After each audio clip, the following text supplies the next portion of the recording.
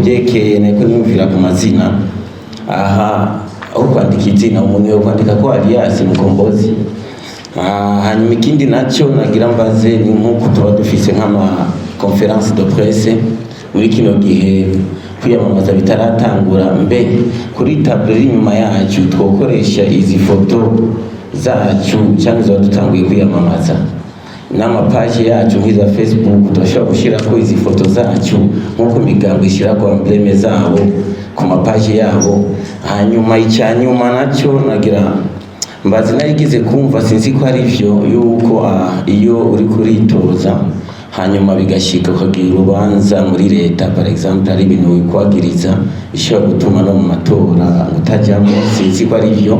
Ariko kandi tukaba tuzi ko igitoro kigoye kandi bafatanya amagendo ujya mu gasho, kandi kugira ngo izi nama muze muduhamagaza nta kuntu mudupangira urutoro n'igitoro, ari gihe duca mu nzira itegeko ryose rifise umuhabara, ari gihe dukoresha umuhabara w'itegeko, ariko aca usanga ari badushikanye mu gasho. Mbe bizogenda gute? Hese niyo tuvugira gute ko tuza gushika mu manama?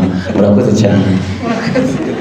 Aha rero cangira ko nababa independent tuzora ko mutarudisa amazina, we wambaye ngucuri ngushaka ko bashira ko alias Mukombozi ngo niryo bazi propaganda iragoye, urumva nimba ariko kazo kukwegera amazina cyangwa hari n'undi alias V8 umenga aratubwira we ni alias V8 nawe ni alias Mukombozi.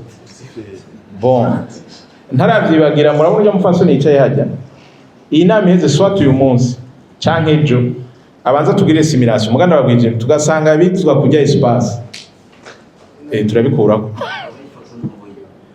tugane no kujongla muri espace yawe kuko hajya ni nk'itongo muri espace ya bigakunda turarishira mu mugabo byanse abo aza kubikora muri kumwe ayo Alias V8 Mukombozi tutonye nyene tuzoba amajwi nitwo bibahora mugani muri marge y'itongo mufise. Hama ibintu vy'igitoro jewe je mo reserve igitoro uzorondera hamwe n'abandi.